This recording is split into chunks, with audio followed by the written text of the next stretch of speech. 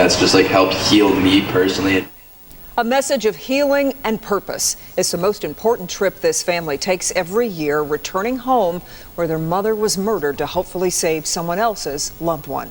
Back in 2007, in a quiet neighborhood in Washington Township, Michigan, something truly shocking happened. Tara Grant was a smart, hardworking woman who had come a long way from growing up in a small farm.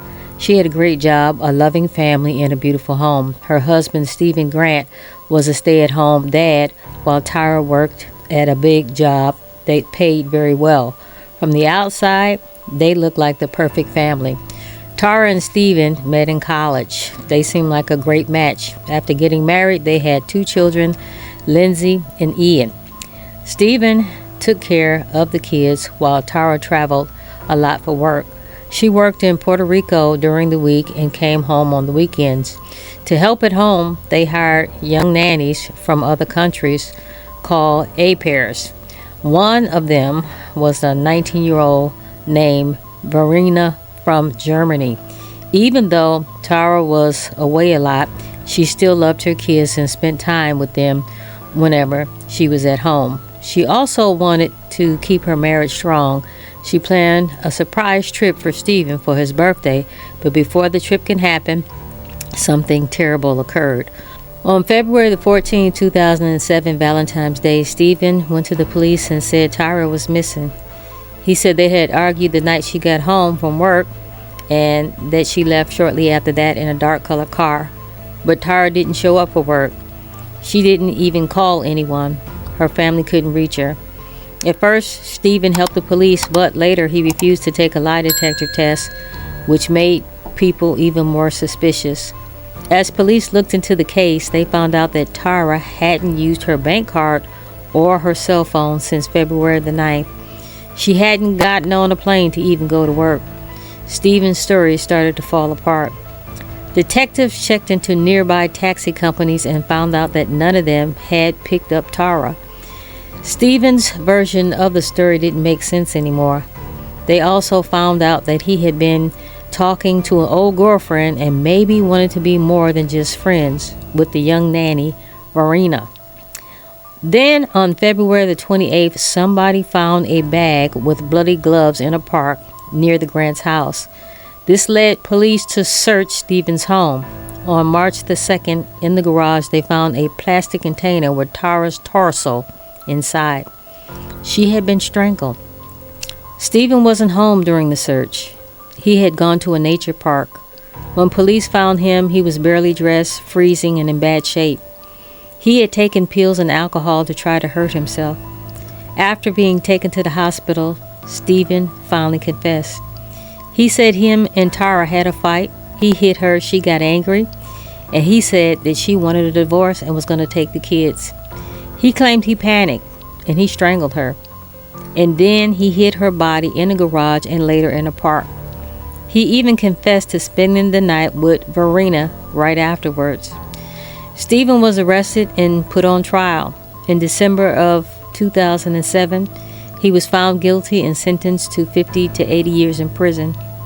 The judge calls his actions evil and said he showed no emotion for what he had done. Tara's sister adopted the children. Stephen's father, unable to deal with what happened in his shop, took his own life. Police found signs that the shop had been used to cut apart Tara's body, and Stephen had cleaned up only one machine, making it clear what had happened there. The thought of such a terrible crime happening in his place of business was too much for him to bear. Tara Grant's story is a sad reminder of how things aren't always what they seem. She was a dedicated mom, a loving sister, and a hardworking woman who deserves so much better. Her story continues to be told so others can remember her and understand the dangers that hide behind closed doors. That's just like helped heal me personally.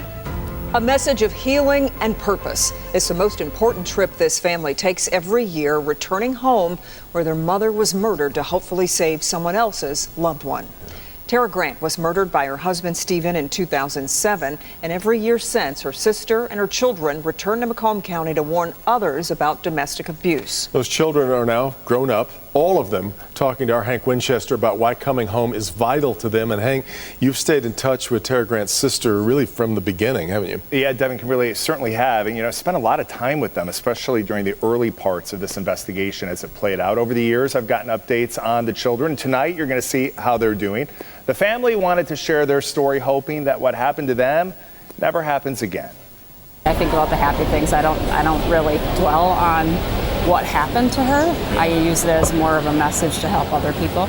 On this day, Alicia Standerfer is back in Macomb County before a crowd talking about one of the hardest chapters in her own life, the brutal murder of her sister Tara.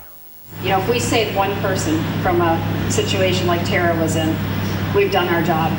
The annual Tara Grant Run Walk, raising awareness for domestic violence, shining a light on the problem, and for Alicia, helping her heal. Yeah, there are those moments when I think, when I'm talking to somebody, I think, did that really happen? Because the look on their face is obviously the same as what I went through. But in 15 years, I've compartmentalized it, and it's kind of in a little lockbox. It was a tragedy that not only made headlines here at home, but around the world because of the severity and shock of the crime itself.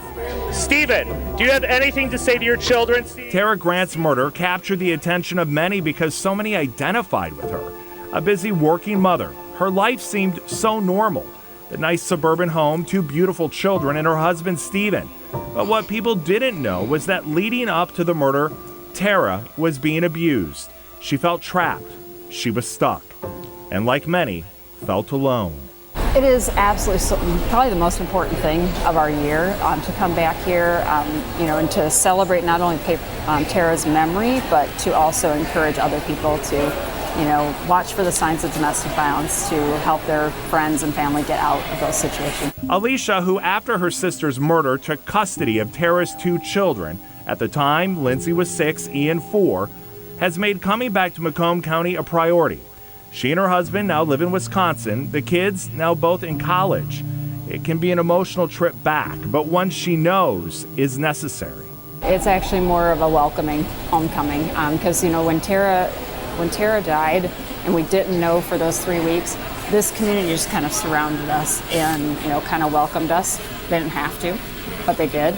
So it's a more of a comforting feeling than it is a negative. Tara's children, now young adults, today both are in college, successful, well-adjusted, focused on turning this tragedy into an opportunity to help others. Do you have any desire at all to talk to Stephen? I've thought about it, but I don't think that I ever will need to. If I ever choose to do it, it'll be because I wanted to, on your not terms. because, yeah. For a long time, I felt like I needed to speak to him to have closure, but I think that I created closure for myself. When you come back here to town, though, is there an emotional part of it that's tough for you?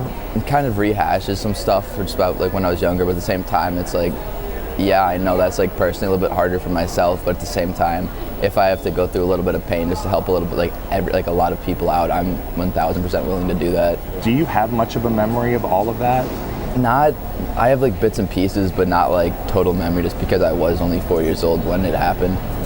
And have you had any contact at all with Stephen at all? I have not, no. Is that something you want? Not particularly. October is Domestic Violence Awareness Month, the pandemic creating even more conflict in thousands of homes across the country. The hope is that by shining a light on Tara's story and highlighting the local resources available, that what happened to Tara will not happen to one of your loved ones. They hate you. You're gonna die.